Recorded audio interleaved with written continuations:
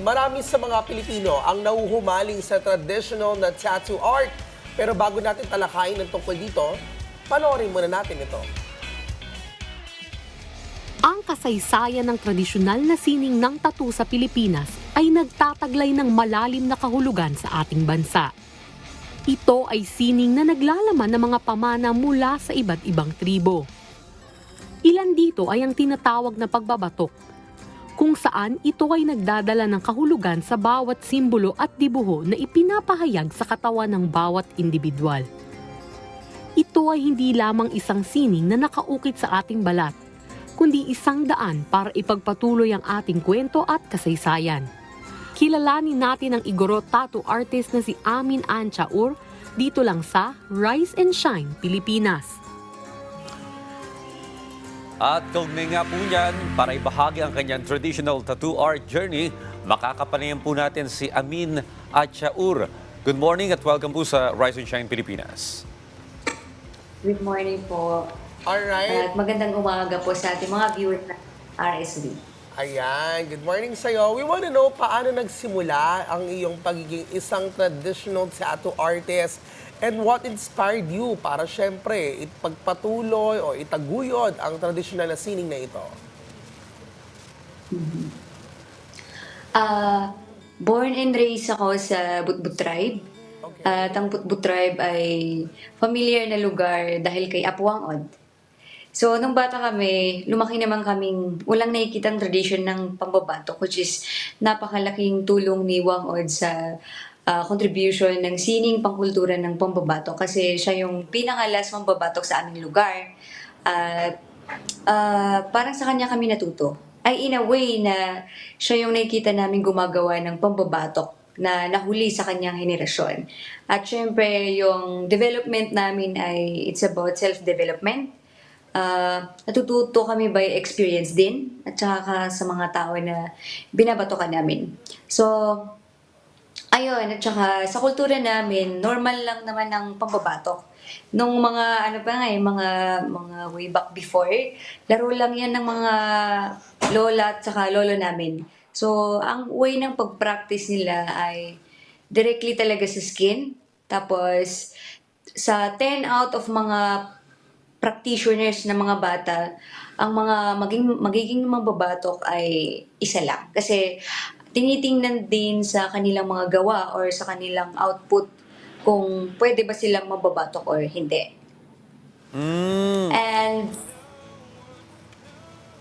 ayun, sa ngayon, isa lang ako sa mga younger generation ng mambabatok. Kasi nung nag-boom ang tourism or nung nakilala yung pambabatok sa Kalinga, specifically in Butbut tribe, ayun, mas dumami na rin yung mga katulad kong mambabatok na younger generation. So may mga mix na tayong age, tulad ko, may mga mid-20s, may mga bata pa. Mas bata pa sa akin na 14, tapos may mga 30s, tapos ang pinaka-old ay si Wangod. Alright, maaaring mo bang ibahagi sa amin kung ano yung iba't ibang uri ng tattoo sa kultura ng Igorot at paano mo ito napapanatili sa iyong mga gawa o obra? Noon naman, magkaiba ang process ng pambabatok ngayon at saka noon. Kasi noon, medyo mas secret yung pambabatok eh. Like, hindi lahat ng tao pwedeng makakuha ng batok. Especially sa lalaki. Sa lalaki at sa kababaihan, may difference ang significance ng pambabatok. Sa mga lalaki, ang pambabatok sa kanila ay it's a reward or trophy nila. Yan, kakapanalo ng isang war. Though alam naman natin na tribal war uso ang tribal war before kasi yan ang pinaka-isang way nila to protect their community. So, once ang isang warrior ay nakapanalo ng isang labanan, ayun, doon na siya bibigyan ng isang batok. At sa kababaihan din, normal lang naman sa kanila yung pagkuha ng batok. Kasi ang batok ay, it symbolizes beauty, kagandahan, fertility, healing. So, yan ang mga pinaka-symbol ng batok when it comes to babae. Kaya magkaiba siya sa lalaki at babae. So ngayon naman sa generation namin ngayon, though hindi namin fully napapractice yung pinaka-old way talaga. Kasi sabi nga nila, nagbabago ang kultura pag nagbago ang panahon. So, ang ginagawa namin, ayun, more on sharing kung ano yung historical value ng tattooing. Kasi yun naman ang dahilan kung ba't nila babalikan or tatangkilikin yung batok. Kasi sa mga, lalo na pag sa outsiders, hindi naman nila kailangang, when it comes to lalaki, hindi naman nila kailangang pumunta pa sa labanan. Ganon din sa community naman ngayon. Nagiging ano na lang siya, naging part siya ng identity para mas isulong namin ang pagbangon ng history ng pambabatok. Okay, kasi kumbaga parang we understand that the culture itself is really important, especially to the tribe. Pero we want to know, syempre, bakit mahalaga ang pagbabatok o pagbabatok o batok, hindi lamang sa kultura ng inyong tribo, pero maging sa buong bansa. Kasi marami talaga nanguhumaling dito. Oo. Actually, ang isa sa, syempre, alam naman natin na mahalagang ipagpatuloy ang pambabatok. Pero syempre, ano yan this is a part of our kultura na kailangan natin siyang ibangon. Kasi marami tayong mga potential patterns na, kunyari, hindi lang sa Kalinga, kundi sa lahat ng buong bansa natin sa Pilipinas. May mga sa North to Luzon, North to South, may kanya-kanya tayong pattern na nagsisimbolo ng ating identity.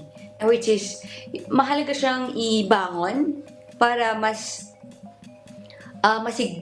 ma-pinpoint natin kung yung mga patterns natin ay specifically for Visayas ba, specifically for North, and syempre para ma-distinguish din natin kung anong pagkakaiba at ano ang kahalagahan.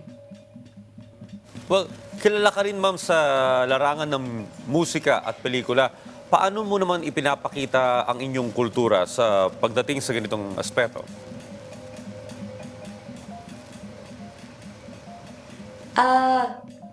Ano rin ako, so when it comes to music, gumagawa ako ng kanta ko, pero nagsistart muna ako sa sarili kong lingwahe bago ako jump to English man or Tagalog. Kasi parang part din siya ng advocacy ko na isulong yung kultura when it comes to language. Kasi naman sa Pilipinas or sa buong bansa, may kanya-kanya tayong lingwahe na kailangan din natin siyang ma-identify.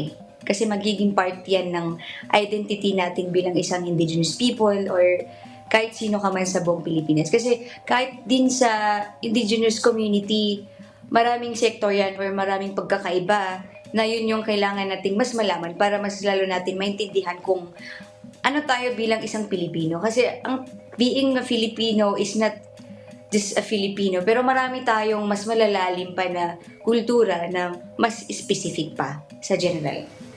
Napakamalaman at malalim ng ating usapan ngayong araw. Umaga na ito. Maraming salamat sa pagbibigay ng oras sa amin ngayong umaga.